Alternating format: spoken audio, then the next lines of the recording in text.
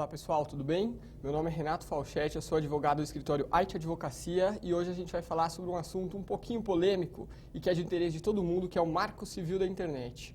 O Marco Civil da Internet é a lei que regula como você pode ou não usar a rede, o que você pode e o que você não pode fazer, como você pode ser punido, dentre as diversas coisas que nós vamos passar agora.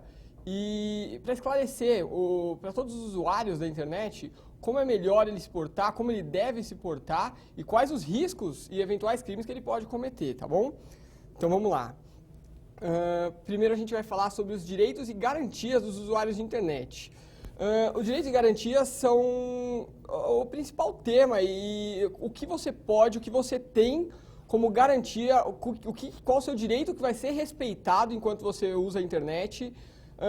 E dentre eles são vários e a gente vai falar um por um, e todos estão na lei, tá? Estão no artigo 3º do Marco Civil da Internet. O primeiro deles é a inviolabilidade da intimidade e vida privada, sua proteção e indenização por dano material ou moral decorrente da violação. O que é a inviolabilidade da sua intimidade e da sua vida privada?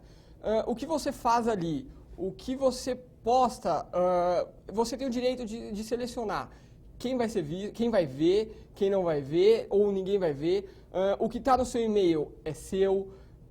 O que está no seu Facebook, você selecionou que só você pode ver, ou que qualquer outra pessoa, familiar, amigos, mas só eles podem ver, são eles quem vão ver, ninguém mais pode ter acesso a isso. Tanto o seu e-mail, tudo que você escolher que é privado dentro da internet, isso é privado e não cabe ao provedor, ao aplicativo, dizer ao contrário.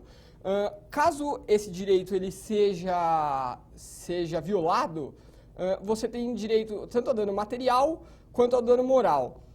O dano material é um pouco mais difícil, ele funciona muito mais para quem trabalha com internet e até em defesa de propriedade intelectual, de empresas, jornalistas. Já o dano moral, ele serve para qualquer pessoa que tem esse direito violado. O dano material, ele também serve, mas ele é um pouco mais restrito, porque você tem que ter algum tipo de dano material, algum dano que você possa oferir, algum prejuízo.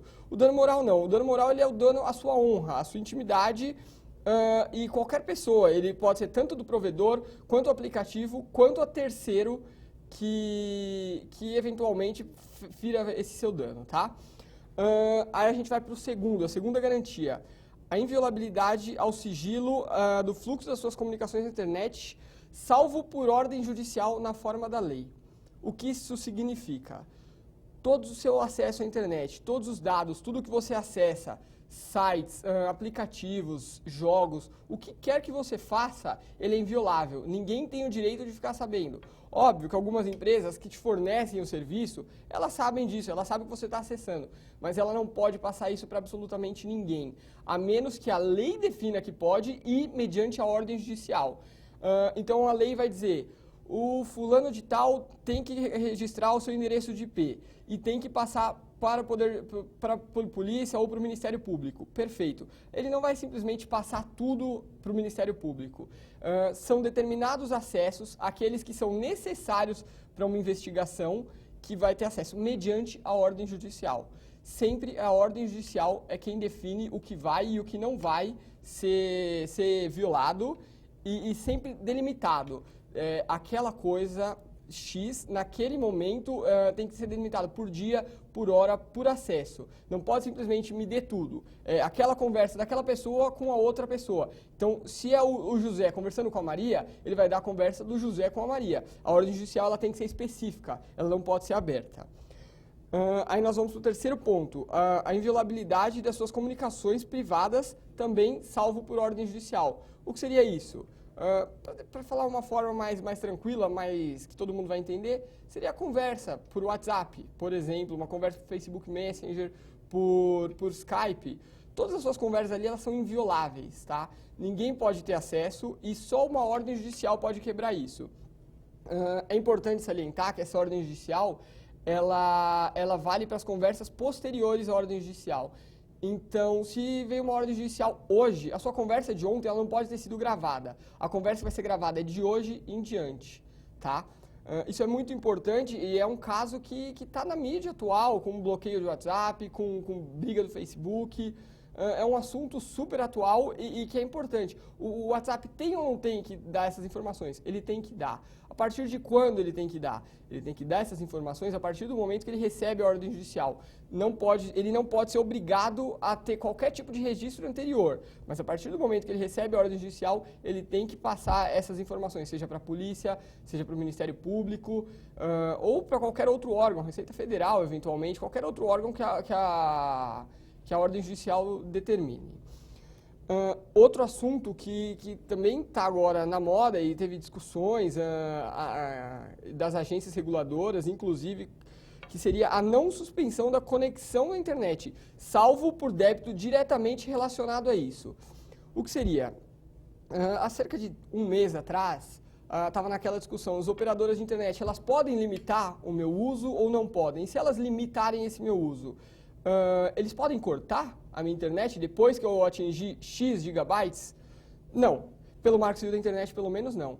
A única possibilidade de cortar o seu acesso à internet é por falta de pagamento da fatura da internet. Então, eu extrapolei a minha franquia. Posso ser cortado? Na regra, não. A lei diz que não. Ele pode limitar o seu acesso. Então, se sua velocidade de conexão ela é, por exemplo, 10 megabytes, ele pode cair para 1 megabyte ou até menos. Na regra, o que acontece é que as operadoras elas não cortam, mas elas acabam colocando a sua velocidade de tráfego uma velocidade impossível de ter acesso à internet, o que hoje não é proibido, mas já existem alguns órgãos de defesa do consumidor que tentam combater essa prática, tá bom? Mas ela não pode ser suspenso e tanto é que a própria Anatel proibiu isso, proibiu essa forma de contrato que as empresas de telecomunicação estavam tentando implantar. Aí a gente vai para mais um direito ou garantia, que é a manutenção de qualidade contratada. O que é a manutenção da qualidade contratada? Muitas pessoas elas contratam um plano de 30 megabytes, mas quando ela vai ver, ela está recebendo 20. Ou a pessoa contrata 20 e está recebendo 10. Isso não tem relação com a suspensão do serviço que nós falamos anteriormente. Ela tem a ver a qualidade da internet que você contratou. Se você contratou 20 megabytes, você tem que receber 20 megabytes. Tem uma resolução da Anatel que ele tem alguns tipos de tráfego, alguns tipos de limitação da qualidade de acordo com o horário. Então, no horário de pico da internet, você pode ter 20% a menos, das 6 da tarde às 10 da noite, você pode ter 10% a menos, durante a madrugada não pode. Então, tem alguns horários que eles têm uma tolerância. A tolerância máxima é 20%, alguns horários ela é 10%, mas na regra não pode existir essa falta de qualidade, tá? Essa diferença entre o valor que você contratou e o valor que você efetivamente recebe na internet. Então, se você contrata um plano, por exemplo, de 20 megabytes, o máximo que pode ter da qualidade ruim é você receber 16 megabytes. Mais que isso, já estamos cumprindo o Marco Civil da Internet, a sua operadora ela pode receber algumas sanções. Inclusive, se você ligar e reclamar e conseguir provar isso, eles são obrigados a debitarem essa hora que você recebeu qualidade a menos na sua conta. Então, eles pegam um percentual, qual que é esse valor, e pode ser debitado da sua conta, isso sim. Debitado não, acrescentado. Você recebe esse crédito nesse horário que você não recebeu a qualidade contratada. Aqui, novamente, informações claras e completas, constantes do contrato de prestação de serviço, com detalhes de regime. Ele entra um pouco no que a gente falou acima, sobre os detalhes do seu contrato de internet, e ele também tem um pouco o foco dele no Código de Defesa do Consumidor, que, na verdade, o Código de Defesa do Consumidor ele já deixa claro que todos os contratos que você eventualmente assine, ele tem que ser claro, ele tem que ser de uma forma que o consumidor entenda. Não pode gerar dúvida no consumidor, não pode ser de dupla interpretação ou até pró a operadora de internet. Ela tem que ser de uma forma clara que o consumidor consiga entender e que seja beneficiando o consumidor. Se for para beneficiar alguém nessa relação, o beneficiário tem que ser o consumidor. O não fornecimento a terceiros dos seus dados, inclusive registros de conexão, de acesso, salvo consentimento livre, expresso e informados nas hipóteses previstas à lei. Novamente, é o que nós já falamos acima. Os seus dados são seus, você goza da privacidade deles e em momento algum isso pode ser passado para qualquer terceiro, a não ser que você tenha consentido, que você autorize que esse terceiro receba essas informações.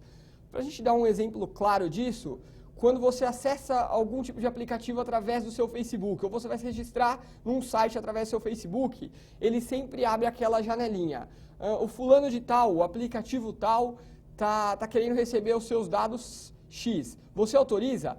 Lá está especificando quais são os dados. Se é e-mail, se é login de acesso, se é a hora que você acessou, se ele permite ou não que publique na sua página do Facebook.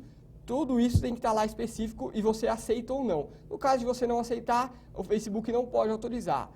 O que acontece, na maioria dos casos, para não dizer que são em todos, é que se você não autoriza, você não consegue ter acesso a esse determinado aplicativo. Então acaba que você é forçado a autorizar.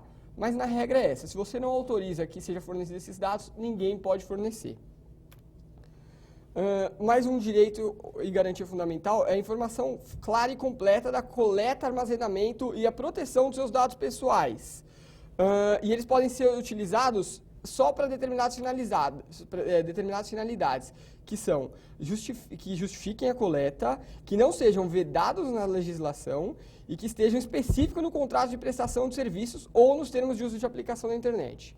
Ou seja, novamente, no exemplo que nós demos anteriormente, Facebook, ele coleta esses dados. Qual a finalidade? Por que ele está coletando esses dados? Ele tem que justificar.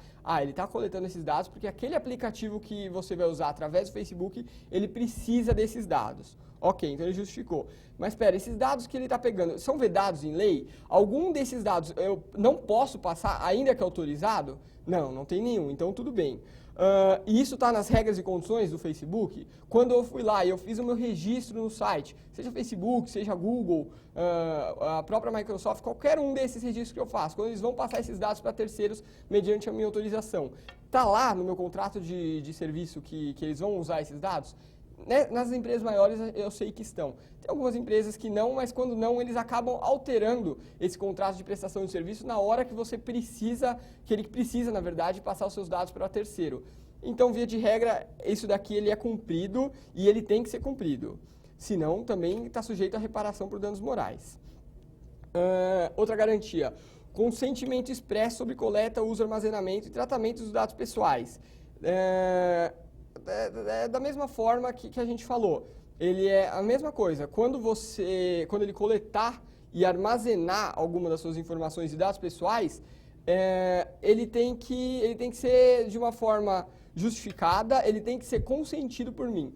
A diferença aqui é que não está tratando de e-mail ou de logins de acesso. Aqui ele trata do seu nome, nome dos seus pais, RG, CPF, dependendo do site, se for um site de compras, os dados do seu cartão de crédito, diversas informações que ele acaba armazenando. A diferença entre esse artigo, esse parágrafo e os demais é exatamente quais são os dados, mas a regra acaba sendo que a mesma, e ele só pode armazenar desde que você permita. Se você não permitir, se você foi lá e fez uma compra num site X, nesses sites famosos que tem vários, você vai observar que você tem a opção de fazer a compra sem o cadastro. Por que funciona essa compra sem o cadastro? Porque se você não quer que esse site armazene as suas informações, se você não quer que seu CPF seja armazenado, seu RG, os dados do seu cartão, você simplesmente vai lá, coloca o seu e-mail, faz a compra sem o cadastro e eles não podem armazenar as suas informações, tá bom?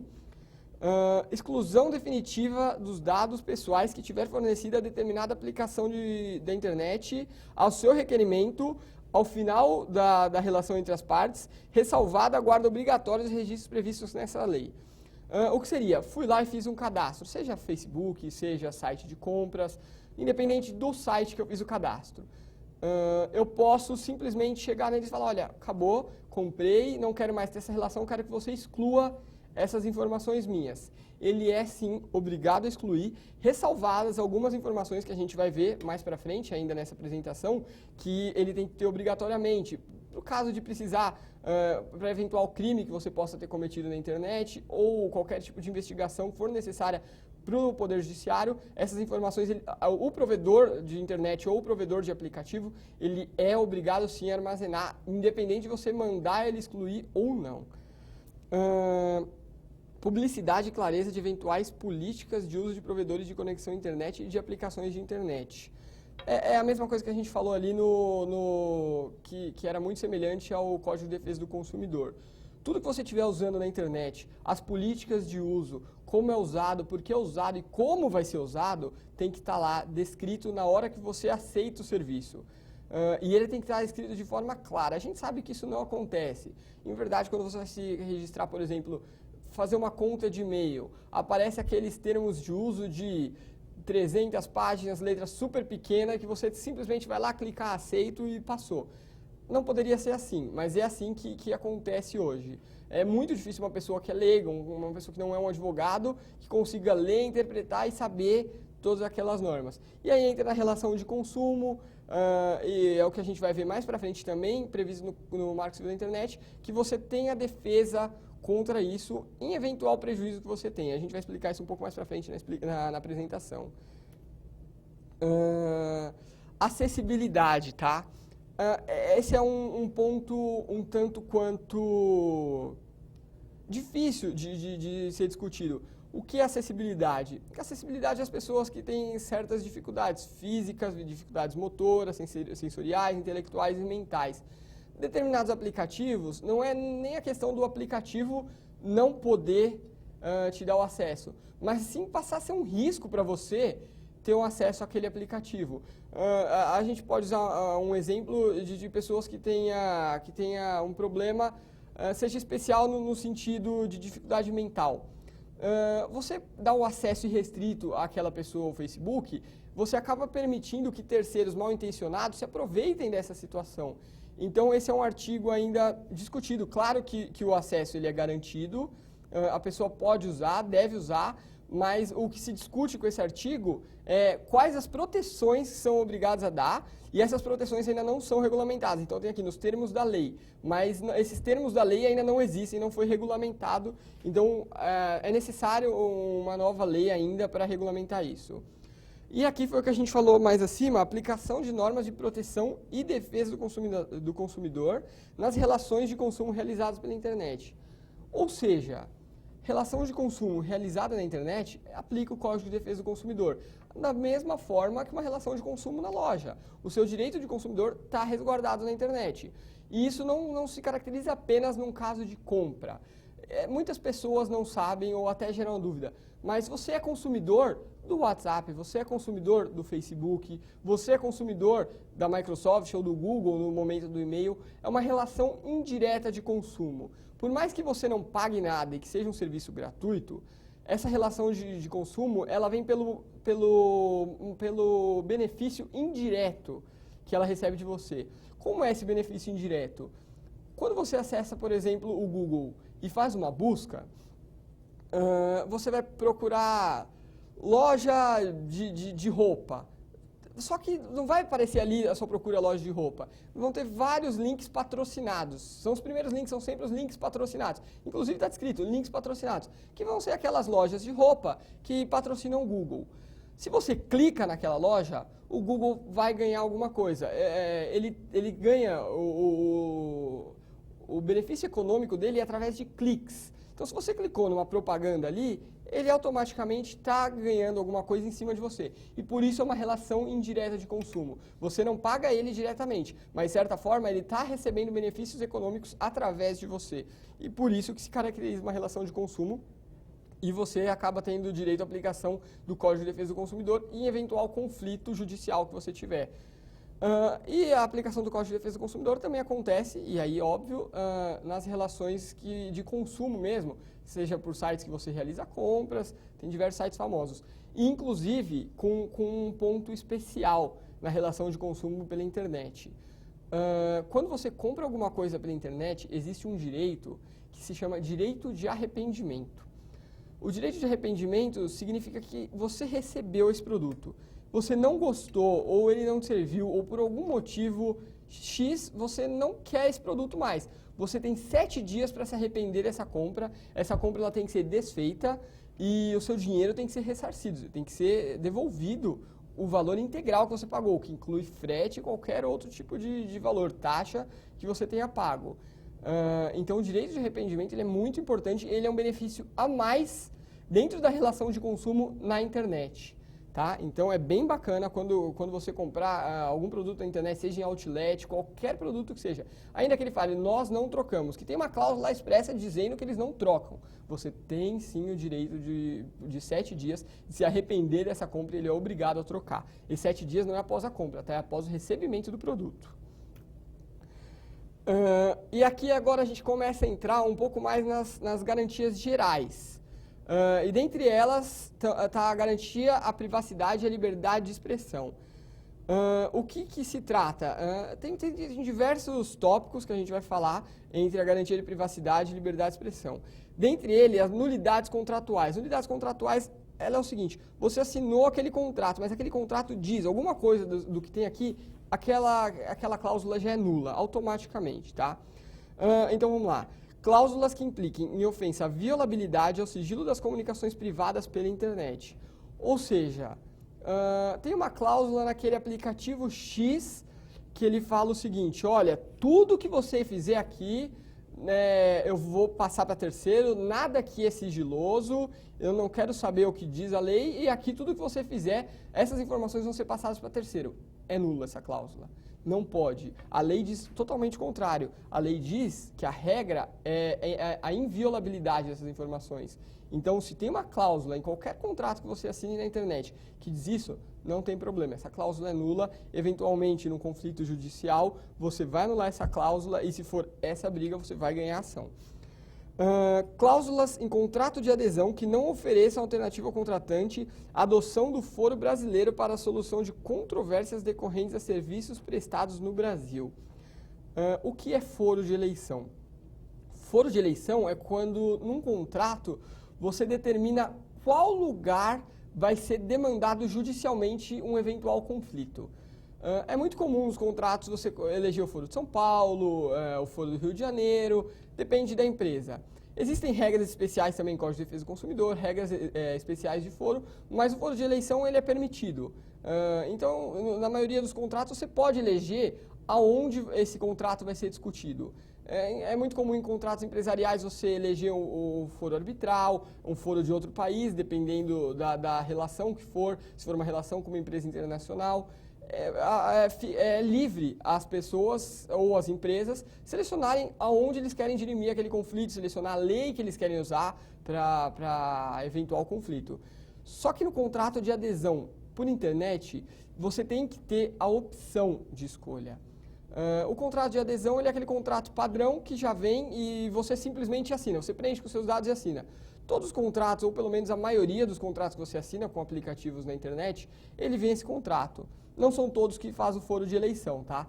Mas se fizer um foro de eleição e dentro desse foro de eleição tiver falando, olha,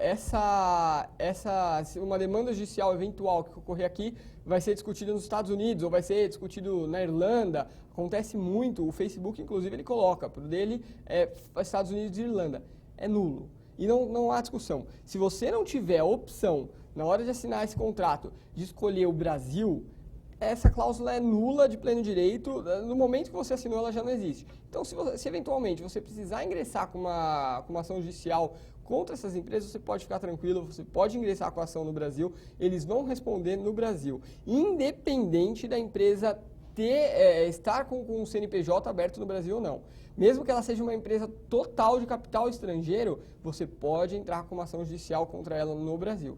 Óbvio que é mais difícil, os passos de citação, como você vai chegar a essa empresa, uma eventual execução. Se ela não tem nenhuma conta bancária, não tem bens no Brasil, se torna uma ação judicial mais difícil. Mas você pode e deve entrar com ação no Brasil, tá bom? Neutralidade na rede. Esse é mais um assunto bem bacana e que está sendo muito discutido. Entre eles, o que a gente fala? O responsável pela transmissão comutação ou roteamento tem o dever de tratar de forma isonômica quaisquer pacotes de dados sem distinção de conteúdo, origem, destino, serviço, terminal ou aplicação. O que isso significa na prática? Isso significa que você tem um plano X daquela operadora e paga super barato naquele plano.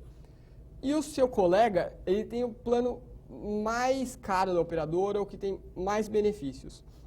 Se você contrata 2 GB de internet a 40 megabytes, por exemplo, e aquele seu colega contratou a mesma coisa, ainda que tenha outros serviços inclusos, nessa parte, o serviço tem que ser prestado da mesma forma.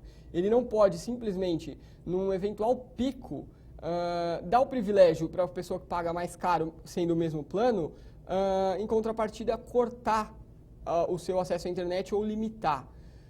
Então, se o seu amigo que contrata aquele plano, ele no horário de pico continua tendo 100%, e você, por outro lado, tem 80% da franquia contratada, automaticamente ele está te lesando, ele está ferindo a neutralidade na rede, tá? E você pode entrar com uma ação judicial exigindo que essa transmissão seja igual, tanto para você quanto para ele. E isso não é incomum, tá? Isso é muito comum acontecer, é que as pessoas não reparam, mas é muito comum acontecer. Aí aqui eu coloco ausência de regulamentação. Na verdade, ela está ausente de regulamentação porque o órgão que deveria regulamentar é a Anatel. A Anatel ela é responsável por tanto telefonia quanto internet, ela é a agência do governo responsável por regulamentar isso. Então, de certa forma, ela já deveria ter regulamentado, porque a lei manda que ela regulamente como que vai funcionar essa neutralidade na rede, como vão funcionar as transmissões, quando um serviço vai estar em descompasso com o outro, quando não vai estar. Hoje não existe essa regulamentação, ela tem que existir.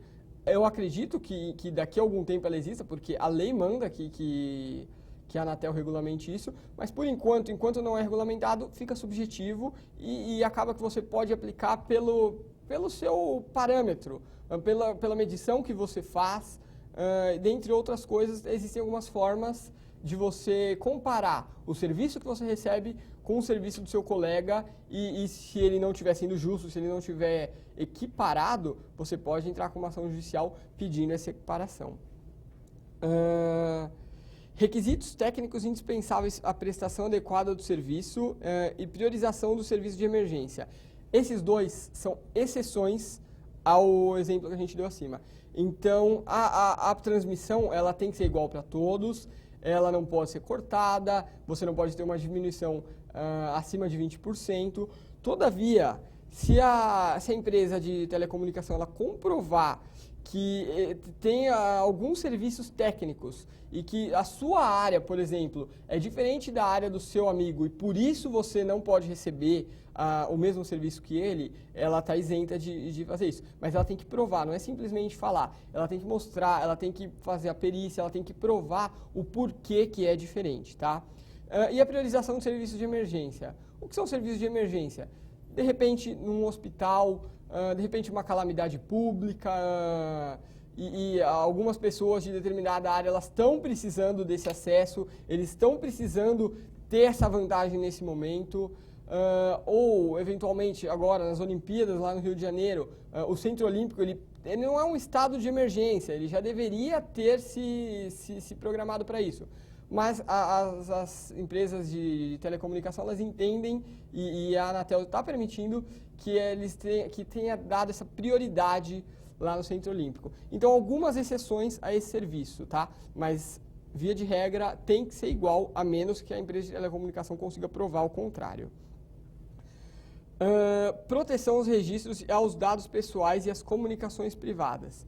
Entra mais ou menos naquilo que a gente falou de quais eram suas garantias. O acesso à qualificação pessoal, filiação, endereço pelas autoridades administrativas que detenham competência, elas podem solicitar sem... Essas informações podem ser solicitadas sem ordem judicial. Um exemplo disso seria a Receita Federal lá no seu imposto de renda.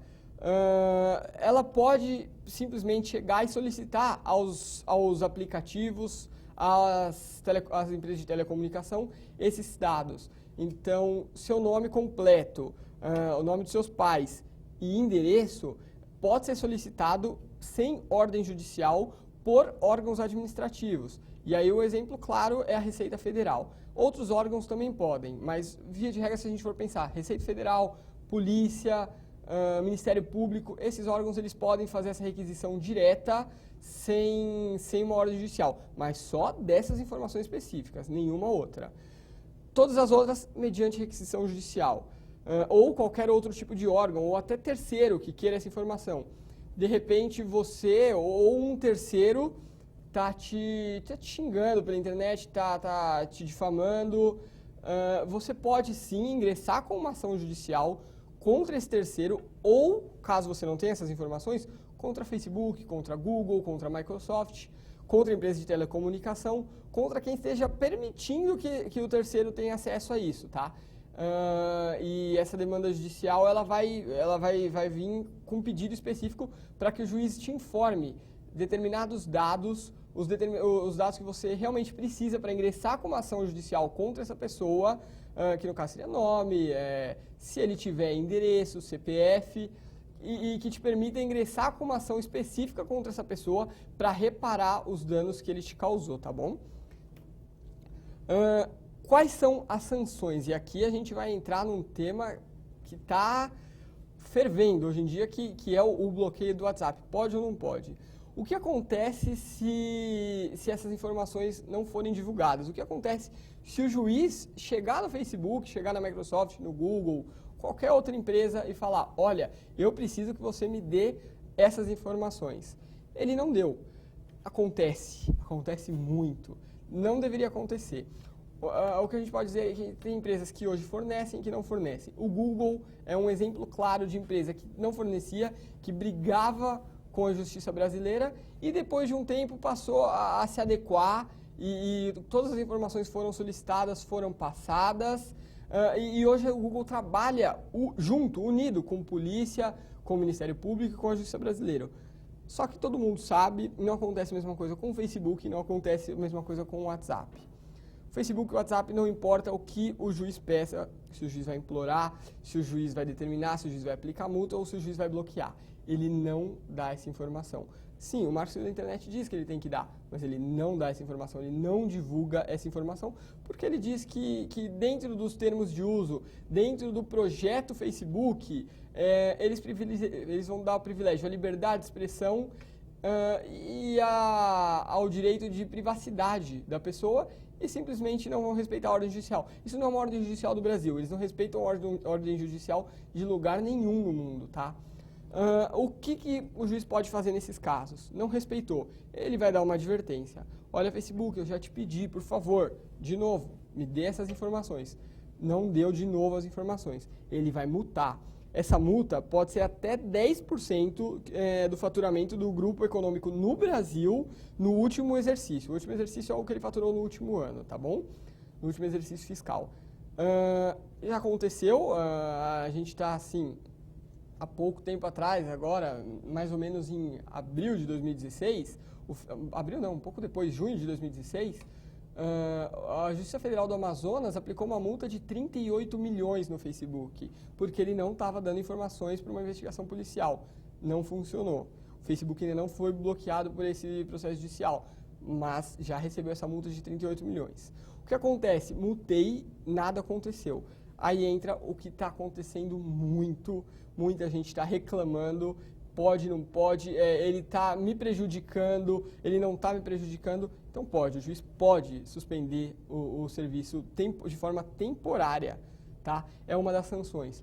Aí você vai falar, poxa, mas isso vai me prejudicar e por conta de um processo judicial que eu não tenho nada a ver, mais de 100 milhões de pessoas são prejudicadas.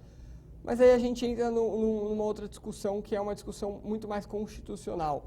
Uma empresa vem aqui, ela está no Brasil, ela está atuando aqui dentro, ela não está respeitando a ordem judicial que vem daqui. Então, até onde o seu direito, ou eventualmente aquilo que você faz no WhatsApp ou as suas conversas, elas são mais importantes do que o filho do seu vizinho que está sendo aliciado por um pedófilo. Se o Facebook não dá nenhuma informação, se o WhatsApp não dá nenhuma informação, o crime está livre. O criminoso pode fazer o que quiser que ele nunca vai ser pego. Isso aconteceu nas Olimpíadas. Houve uma operação da Polícia Federal que chamou Operação Hashtag. Salvo engano, ela prendeu 12 terroristas. E a própria Polícia Federal divulgou, olha, eles têm conversas através do WhatsApp e não existe nenhuma forma que a gente tenha de acessar essas conversas. A gente já tentou, o Facebook não dá essas informações, o WhatsApp não dá essas informações. Então, quando a gente vai pesar, será que é justo? Olha, talvez o seu direito esteja sendo prejudicado, mas você tem outros aplicativos que vão substituir isso. Você tem uma gama, tem mais de 10 aplicativos hoje que você pode baixar e vai ter a mesma função que o WhatsApp. Ele vai te gerar, talvez, algum tipo de desconforto momentâneo, porque você e seus amigos, a sua linha, a sua rede, seu network, vai ter que baixar esse mesmo aplicativo. Mas isso não é algo que vai durar 2 horas e depois passou, todo mundo está lá e aconteceu. Agora, o desconforto para a pessoa que, eventualmente, tráfico de drogas, pedofilia, tráfico de pessoas, terrorismo, o criminoso está sendo encoberto. Então, é nessa hora que a gente tem que pesar. E, acima disso, o respeito ao seu país, o respeito ao Brasil, a soberania nacional. O Brasil é uma nação, ele é muito maior que qualquer empresa que queira atuar aqui. Mas se a empresa está atuando aqui, ela recebe, que foi aquela explicação que a gente deu lá atrás, ela tem um benefício econômico atuando no Brasil, através do brasileiro, ela tem sim que respeitar as leis do Brasil, ela tem que respeitar a ordem judicial e o poder judiciário brasileiro. Então, por enquanto, a suspensão temporária do serviço ela é lícita porque ela é prevista em lei. Assim como a proibição dos exercícios da atividade no Brasil, o que não ocorreu até o presente momento. Mas algum juiz pode simplesmente falar, olha, já fui, já multei, já suspendi, não funcionou, agora eu vou bloquear, agora você não usa mais aqui, você está proibido de atuar no Brasil. Isso pode acontecer, óbvio que é muito difícil, mas pode acontecer. É importante a gente salientar também nesse ponto que, especificamente, a suspensão temporária dos serviços e a proibição dos serviços, ela tem uma discussão no Supremo Tribunal Federal. Ela está em uma ação direta de inconstitucionalidade. A ação direta de inconstitucionalidade, o Supremo Tribunal Federal vai decidir se essa lei ela pode ou não ser aplicada no Brasil, se ela está ou não de acordo com a Constituição Federal. Ela vai pesar, e hoje a discussão é a liberdade de expressão contra exatamente essa lei. Você teve uma liminar do então ministro, na época ministro-presidente do Supremo Tribunal Federal, Ricardo Lewandowski, que falou que não, que a liberdade de expressão tem que ser respeitada, então, por enquanto, não pode ser suspenso o serviço do WhatsApp. Por outro lado, isso é uma liminar que ela precisa ser referendada ainda pelo pleno do Supremo Tribunal Federal. O pleno seriam os demais ministros. E ela é uma decisão liminar, então isso ainda vai ter muita discussão mais para frente, se pode ou não bloquear. Então, hoje você vai pesar a liberdade de expressão, ela é um princípio fundamental, mas a soberania nacional também é um princípio da nossa Constituição. Então, eles estão em conflito e aí é um trabalho para o Supremo Tribunal Federal decidir. Pode ou não pode bloquear o WhatsApp e o Facebook e os demais aplicativos. Armazenamento das informações. Aqui a gente vai falar mais ou menos quais as informações têm que ser guardadas e por quanto tempo, tá? Os registros de conexão. O que são os registros de conexão? Número de IP, basicamente, e o que você acessou. Quem tem que ter esses registros de conexão? Via de regra, é a operadora de telecomunicação. Não tem como o Facebook, ele não sabe tudo que você acessa. Ele sabe o que você acessa com o Facebook. Mas quem te leva até a internet, quem te faz ter acesso à rede mundial, é a empresa de telecomunicação. Então, essa empresa ela tem que guardar esses registros por 1 ano, tá? Aí a gente entra em outro. Guarda de registro de acesso a aplicações de internet na provisão de conexão. É vedado. Então, não precisa guardar nenhum registro de acesso à aplicação de internet, o provedor de conexão, tá? Então, novamente, as operadoras, elas têm que guardar o registro de IP, mas elas não têm que guardar o registro de tudo que você acessou dentro dos aplicativos. Ela tem que guardar os aplicativos que você acessou, mas não o que você acessou dentro deles, tá? E aí a gente entra numa terceira informação, a guarda de registro de acesso às aplicações de internet na provisão de aplicações da internet. Ou seja, o que você acessou dentro da aplicação. A aplicação seria, um exemplo, Facebook, WhatsApp, Google, aplicativos em geral. Então, eles têm que guardar tudo isso, todas essas informações, por 6 meses. E essas informações, ela compreendem dados de cadastro, dados de IP, diversas informações. Ele não tem que gravar sua conversa inteira, entendeu? Ela não tem que gravar todas as páginas que você acessou, mas dados de cadastro, dados de IP, quando você acessou, isso tem que ser guardado por 6 meses. E se vier uma ordem judicial dizendo, olha, a partir de hoje você investiga esse cara e guarda tudo, até que uma ordem judicial contrária diga, 1 ano, 2 anos, 3 anos, você tem que guardar essas informações desse determinado indivíduo, desde que por ordem judicial. Então a lei manda que o aplicativo guarde por 6 meses. E a ordem judicial pode aumentar isso por 6 meses, 1 ano, ou o tempo que for necessário para a investigação. Responsabilidade civil. O que é a responsabilidade civil? Pelo que aquele provedor, ou que aquela empresa, ou que aquele aplicativo é responsável e quando gera o dever dele de me indenizar por alguma coisa. Aí a lei diz o seguinte, provedor de conexão de internet não será responsabilizado civilmente por danos decorrentes a conteúdo gerado por terceiro. O que seria o conteúdo gerado por terceiro? Aquilo que você posta no Facebook. Aquilo que alguém postou de você no Facebook. O Facebook é responsável? Não. Via de regra, pelo menos não. Desde que aí entra a exceção. Existe essa responsabilidade se, depois de ordem judicial específica, não tomar as providências para, dentro dos limites técnicos dele, tornar o serviço indisponível. O conteúdo que foi apontado ali indisponível. Ressalvado, claro, exceções legais. O que é isso? O Facebook, eu cheguei e falei, Facebook, fulano está falando mal de mim ali. Por favor, deleta aquela página. Facebook não deletou. Entrou com ação judicial. O juiz fala, Facebook, delete aquela página. O Facebook não deletou. Aí sim ele é responsável pelo dano causado pelo terceiro. Isso é o que diz o Marco Civil da Internet, tá, gente? Só que a gente entra numa seguinte questão. Eu entrei contra o Facebook e foi um perfil fake. Perfil fake é aquele perfil que não é uma pessoa, é uma foto qualquer, com um nome qualquer, com um endereço de e-mail qualquer e não tem como você identificar pelo perfil. Essa pessoa ela não é possível ser identificada sem a ajuda do Facebook. Você vai entrar com uma ação judicial. Você vai, nessa ação judicial, pedir para o Facebook aqueles registros que no slide anterior a gente apresentou que ele é obrigado a guardar. O Facebook simplesmente não tem esses registros.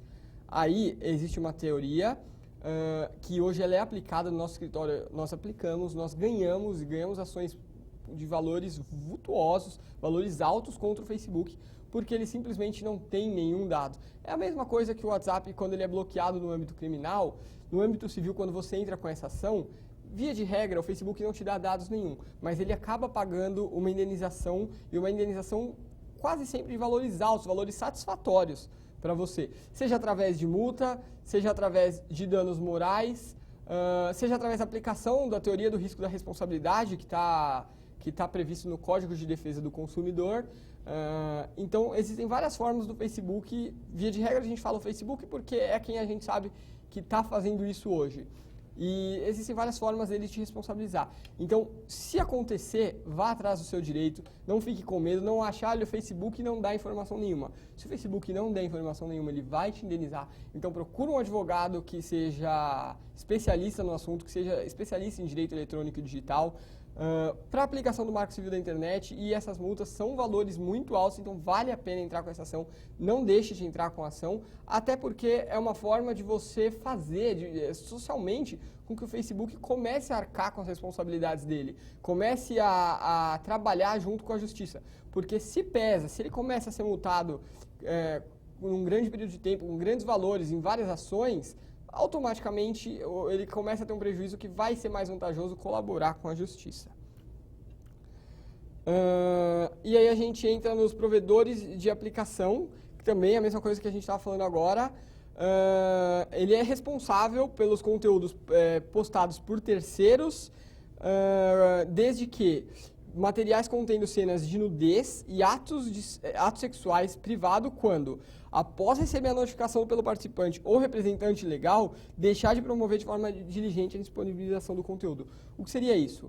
Conteúdo sexual, postar um vídeo que vazou na internet, ou fotos que vazaram na internet sua, ou qualquer coisa, em qualquer que seja o provedor. Você não precisa de uma ordem judicial para o provedor apagar isso. Você pode notificar o provedor, porque até que venha uma ordem judicial, isso pode demorar um tempo, 2, 3, 4 dias, o prejuízo é enorme, os danos que foi causado é enorme. Então, naquele momento, você pode notificar através de e-mail, através de uma correspondência por Sedex, você mesmo pode fazer a notificação, levar, se for o caso, se a empresa atuar no Brasil e estiver próximo de você, levar e pedir para eles assinarem. Então, existem várias formas de você notificar e dele ter que colocar esse conteúdo indisponível. E se ele não fizer e você provar que notificou, automaticamente ele é responsabilizado pelos danos que o terceiro causou. Essa é uma outra exceção. E aí a gente entra na requisição judicial de registros. Quando eu posso fazer uma requisição judicial? Quando eu posso entrar com uma ação judicial pleiteando que determinado provedor, determinado aplicativo me dê os registros das pessoas. Então, tem 3 requisitos necessários. O primeiro, indícios de ocorrência de algum ilícito. O segundo, uma justificativa motivada para a utilidade daquele registro. Então, para que você quer usar aquele registro? Seja para uma investigação criminal ou para uma instrução de um processo civil, você tem que justificar o porquê. E você tem que delimitar quando aconteceu, qual o período que aquele registro é referente, tá bom? Então, esses são os 3 requisitos para você entrar com uma ação judicial pleiteando essas informações. Aqui a gente vai pular um pouquinho, já estamos na parte final, e aí a gente sai um pouco do Marco Civil da Internet e a gente entra na Lei 12.737 de 2012, e é a lei conhecida como Carolina Dickmann.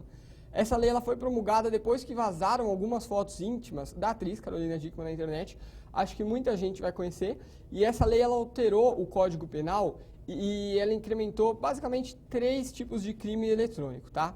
Esses 3 crimes são a invasão de dispositivo eletrônico alheio, aquilo que popularmente é conhecido como hackear um dispositivo.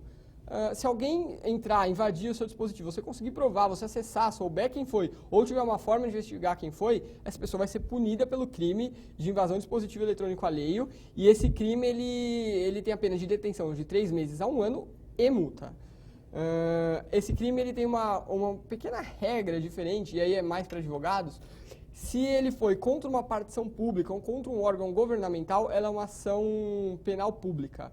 Caso contrário, ela é uma ação penal privada.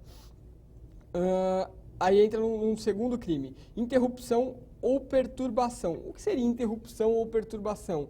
É uma discussão ainda não definida nem por doutrina nem por jurisprudência.